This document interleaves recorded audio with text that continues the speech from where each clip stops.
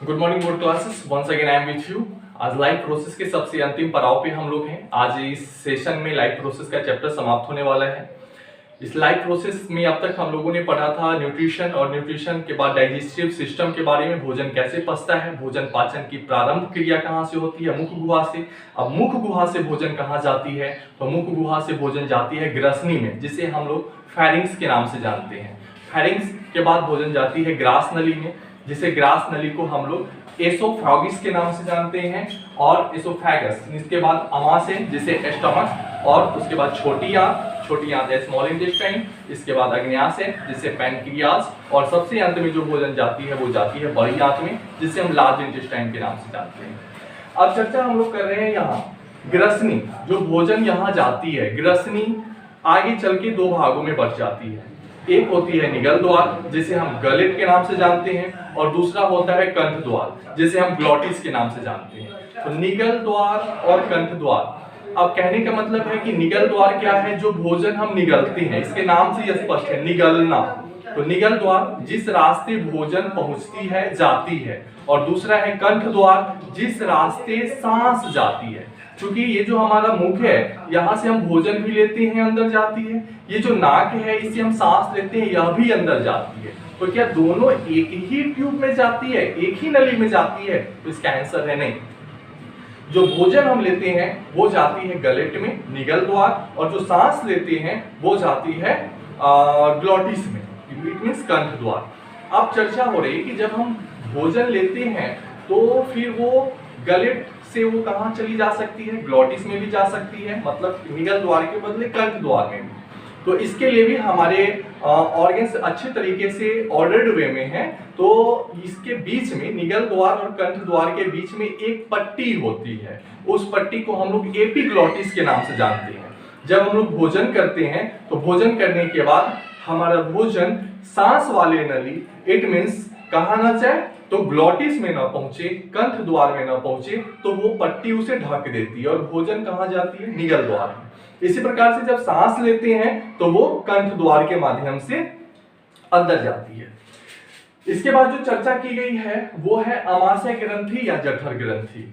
तो भोजन मुख गुहा से, मुख गुहा जिसे हम बकल कैविटी के नाम से जाने, मुख गुहा से भोजन जाने के बाद गई एसोफेगस, ग्रास नली में, ग्रास नली के बाद भोजन गई अमाशय में।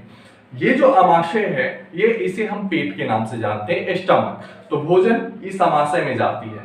अमाशय में 3 प्रकार की ग्रंथियां होती है, जो जिसे हम जठर ग्रंथि के नाम से जानते हैं। ये जो जठर ग्रंथि है, जठर रस का, गैस्ट्रिक जूस का स्राव करती है।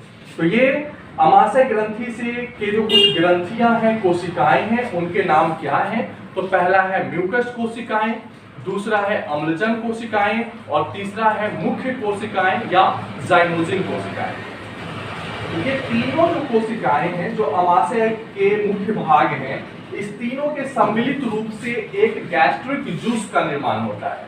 इस गैस्ट्रिक जूस को हम लोग जठर रस के नाम से जानते हैं। ये जठर रस एक मनुष्य के पेट में या मनुष्य के अमाशय में प्रतिदिन करीब 3 लीटर जठर रस निकलते हैं। जठर रस का स्राव होता है, जो भोजन को डाइजेस्ट करने में मदद करती है। इस जठर रस में होते क्या क्या है? तो HCl जिसे हाइड्रोक्लोरिक अम्ल कहते हैं, म्यूकस और पेप्सिनोजेन। ये जो पेप्सिनोजेन होता है वो निष्क्रिय अवयव होता है, वो कोई एक्टिव नहीं, इट मींस वह इनएक्टिव होता है। लेकिन यह निष्क्रिय पेप्सिनोजेन जब हम भोजन करने के दौरान जो प्रोटीन हम लेते हैं, उस प्रोटीन से ये अभिक्रिया करके वो सक्रिय पेप्सिन में बदल जाता है, जिसे मैंने यहां लिख दिया है। ये सक्रिय पेप्सिन, निष्क्रिय पेप्सिनोजेन को पेप्सिन एंजाइम में बदलता है HCl। निष्क्रिय पेप्सिनोजेन जो जठर रस का एक भाग है, इसे सक्रिय एंजाइम पेप्सिन में बदल देता है HCl, और यह जो पेप्सिन है वो हमारे प्रोटीन से अभिक्रिया करके वो बदल जाता है पेप्टोन।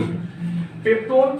इसके बाद चर्चा है कि पेप्टिक अल्सर। पेप्टिक अल्सर कहने का मतलब है कि हमारे पेट में हो जाने वाली घाव। तो अधिक मात्रा में जब हाइड्रोक्लोरिक अम्ल का स्राव होता है हमारे आमाशय में, तो आमाशय की ऊपरी दीवार पे एक घाव बन जाती है। उस घाव को हम लोग पेप्टिक अल्सर के नाम से जानते हैं, या हम कह सकते हैं आमाशय की दीवार पर होने वाली घाव पेप्टिक अल्सर के नाम से जानी जाती है। फिर चर्चा किया गया है अब हम जो आहार नाल, अब ये आहार नाल का सबसे लंबा जो भाग होता है वो होता है छोटी आंत, स्मॉल इंटेस्टाइन। और यह भी याद रखें कि स्मॉल इंटेस्टाइन में ही भोजन का पाचन होता है अंतिम तरीके से। लेकिन छोटी आंत के मुख्यतः 3 भाग होते हैं। वो कौन कौन है? तो पहला है ग्राहनी जिसे ड्यूडेनम, दूसरा है जेजुनम और तीसरा है इलियम। ग्राहनी, जेजुनम और इलियम, ये 3 प्रकार के अवयव हैं, 3 प्रकार के भाग हैं जो छोटी आंत के अंतर्गत आते हैं। इसी प्रकार से इस छोटी आंत की लंबाई आहार नाल में सबसे ज्यादा होती है। हम लोग पहले पढ़ चुके हैं कि आहार नाल की लंबाई करीब 8 से 10 मीटर होती है, और उस आहार नाल का सबसे लंबा जो भाग होता है वो होता है छोटी आंत, जो लगभग 6 मीटर लंबी होती है। एक 1 लाइन क्वेश्चन यहीं से क्रिएट होता है कि आहार नाल का सबसे लंबा भाग क्या होता है, तो जवाब आपका रहेगा आहार नाल का सबसे लंबा भाग छोटी आंत, इसे स्मॉल इंटेस्टाइन के नाम से जानते हैं। ये जो ग्राहनी, जेजुनम और इलियम इसके भाग हैं, तो भोजन यहाँ से आहार नाल के बाद छोटी आंत से चलते हुए वो अग्न्याशय की ओर पहुंचती है, पैनक्रियाज। और पैनक्रियाज में भोजन बनने के बाद, जाने के बाद वो छोटी आंत के किस भाग में, तो छोटी आंत के इलियम में भोजन का अंतिम पाचन होता है, और लास्ट में जो ये भोजन जाती है वो अग्न्याशय होते हुए बड़ी आंत में जाती है, इट मींस लार्ज इंटेस्टाइन में, जहां भोजन के जो पार्ट हैं, अवयव हैं, जो अघुलनशील होते हैं, जटिल अवयव होते हैं, उसे एकदम छोटे छोटे घुलनशील अवयव में बना देते हैं वहां जाने के बाद, उसकी एक्टिविटी के बाद, और उसे हम लोग काइम के नाम से जानते हैं।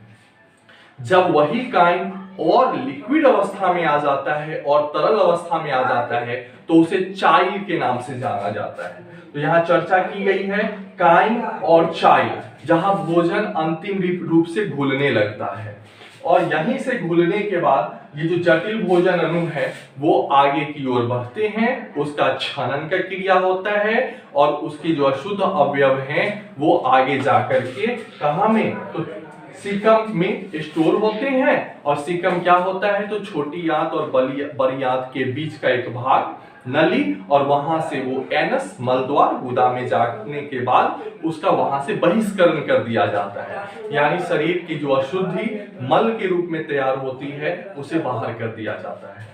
ये पूरे मानव पाचन तंत्र की एक स्थिति है जिसमें पूरे डाइजेस्टिव सिस्टम को दिखाया गया है कि भोजन कहाँ से शुरू हुई और कहाँ कैसे कैसे वो आगे बढ़ती है और कैसे उसका पाचन क्रिया प्रारंभ होता है।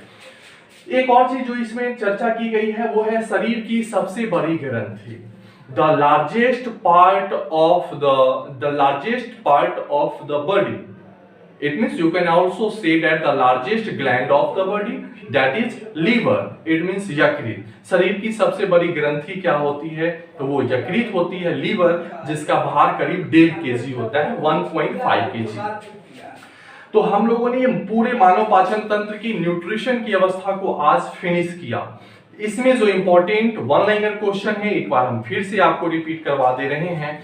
भोजन के पाचन की क्रिया प्रारंभ होती है मुख गुहा से, ये जो हमारा मुख गुहा है यहां से प्रारंभ होती है।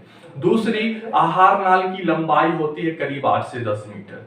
तीसरी, भोजन का अंतिम पाचन कहां होता है, तो छोटी आंत के इलियम में होता है। चौथी, छोटी आंत क्या होता है, तो आहार नाल का सबसे बड़ा भाग, सबसे लंबा भाग होता है जिसकी लंबाई करीब 6 मीटर होती है। चौथी चीज, शरीर की सबसे बड़ी ग्रंथि क्या है, तो उसका नाम है यकृत, जिसे हम लीवर के नाम से जानते हैं। छोटी आंत के कितने भाग, छोटी आंत के 3 भाग, ग्राहनी, जेजुनम और इलियम। इसके बाद जो चर्चा की गई थी वो है अमाशय ग्रंथि, जो प्रतिदिन हमारे शरीर से 3 लीटर गैस्ट्रिक जूस का निर्माण करती है। उस आमाशय ग्रंथि के भी 3 कोशिकाएं होती है, म्यूकस कोशिकाएं, अम्लजन कोशिकाएं यानी ऑक्सिंटिक सेल्स एंड मुख्य या जाइमोजिन कोशिकाएं, इट मींस चीफ और जाइमोजिन सेल्स। ये पूरे पाचन तंत्र की प्रक्रिया को डिफाइन किया गया और आपको शायद इससे ज्यादा कहीं से कोई क्वेश्चन आने वाला नहीं है। तब तक के लिए best of luck, have a good day, bye.